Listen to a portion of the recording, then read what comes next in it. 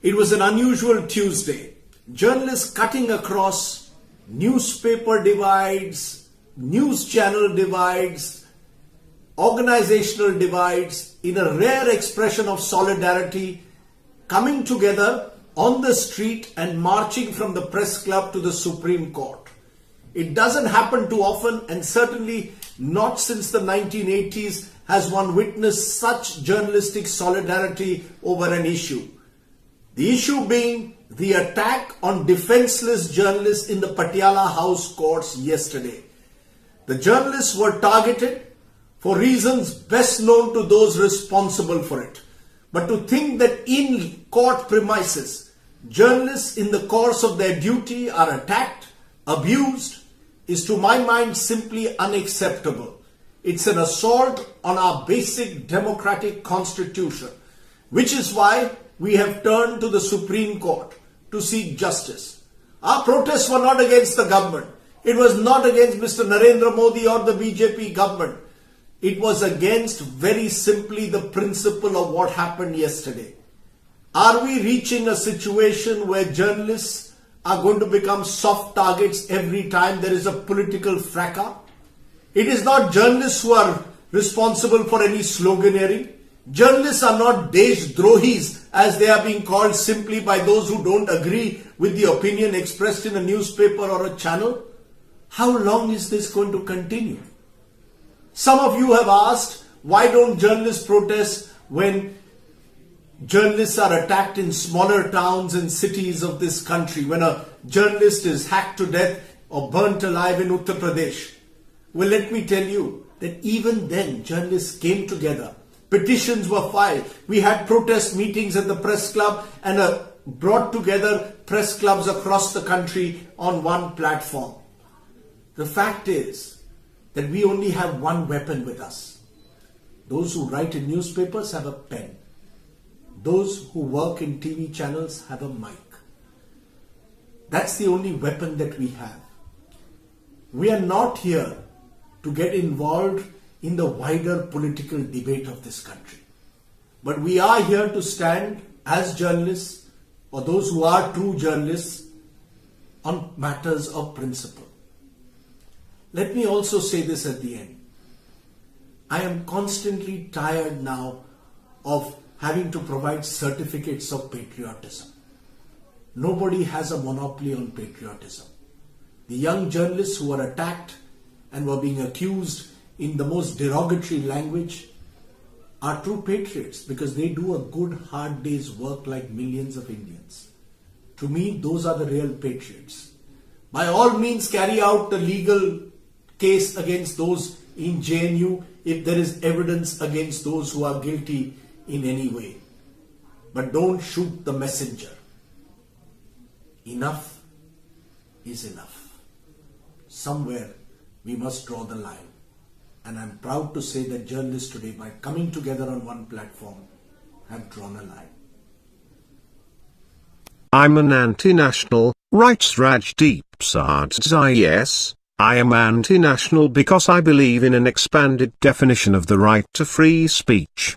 In the 1990s, the country's polity was divided by secular versus pseudo-secular fault lines. Now, another divide, and frankly far more insidious, is sought to be created between national and anti-national forces.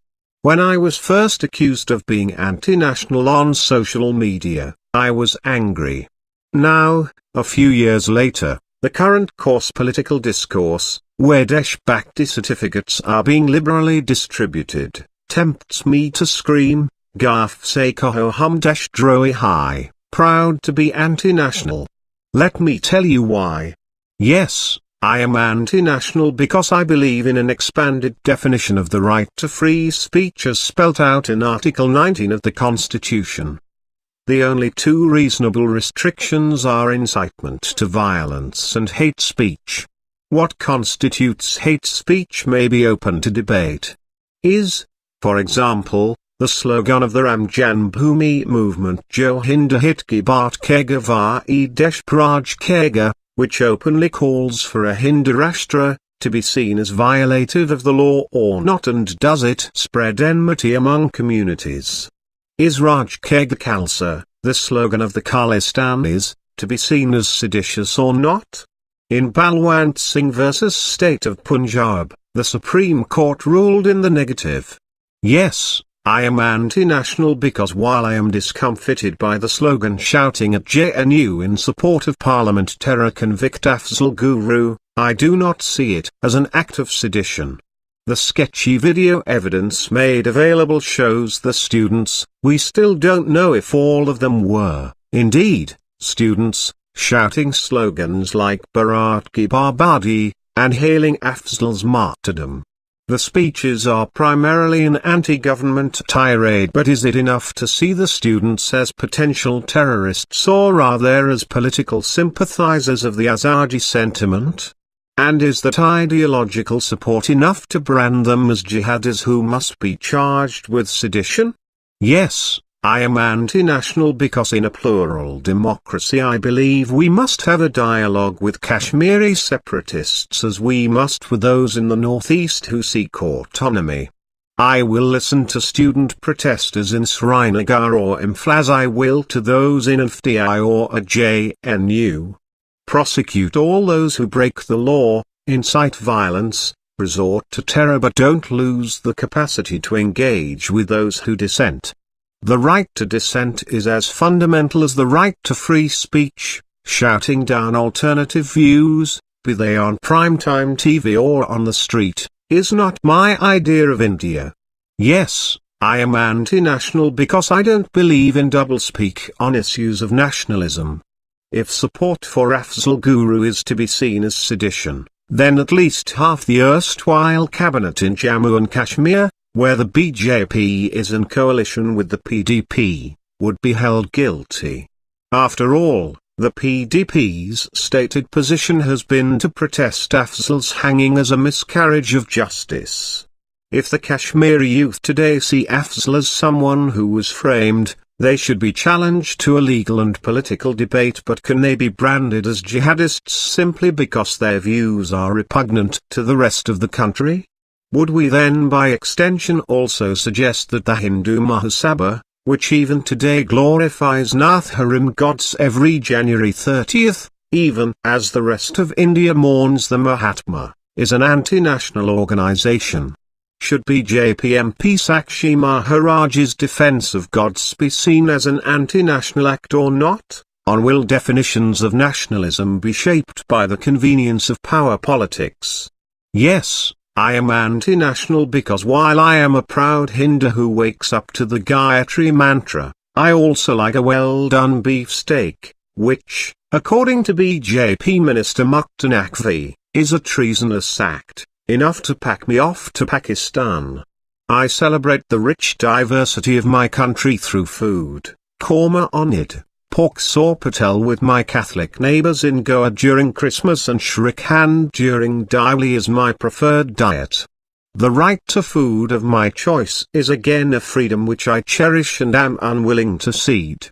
Yes, I am anti-national because I will fight lawless lawyers who attack defenseless women journalists in the name of Bharat Mata. Don't forget women journalists were targeted on a fateful day in December 1992 also, while policemen do little to stop the pseudo-patriots. I am a proud Indian who admires the sacrifice of our Jawans, which is why I believe our men on the border must get higher wages rather than be trapped in a bureaucratic tangle. I support gay rights, am against the death penalty on principle, find any violence in the name of caste, religion or gender unacceptable. And yes, I like raising inconvenient truths in the public domain. If that makes me anti-national, then so be it.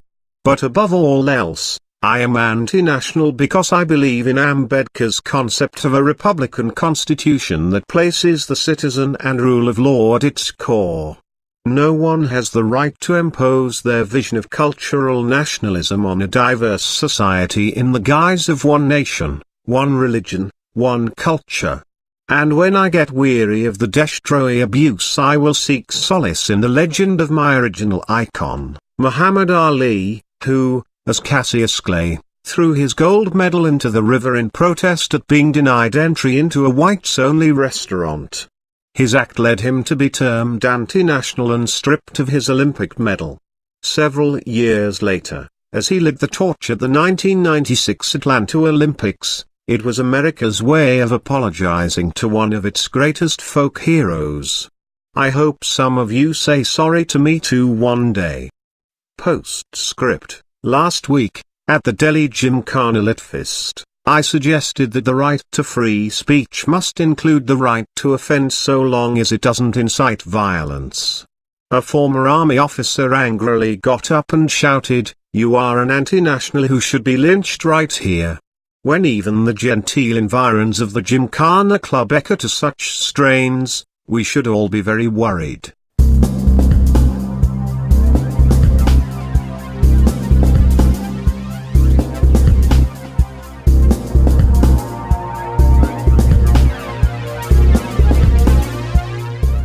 Solidarity over an issue. The issue being the attack on defenseless journalists in the Patiala House courts yesterday. The journalists were targeted for reasons best known to solidarity, coming together on the street and marching from the press club to the Supreme Court. It doesn't happen too often, and certainly not since the 1980s has one witnessed such journalists responsible for it. But to think that in court premises, journalists in the course of their duty are attacked, abused, is to my mind simply unacceptable.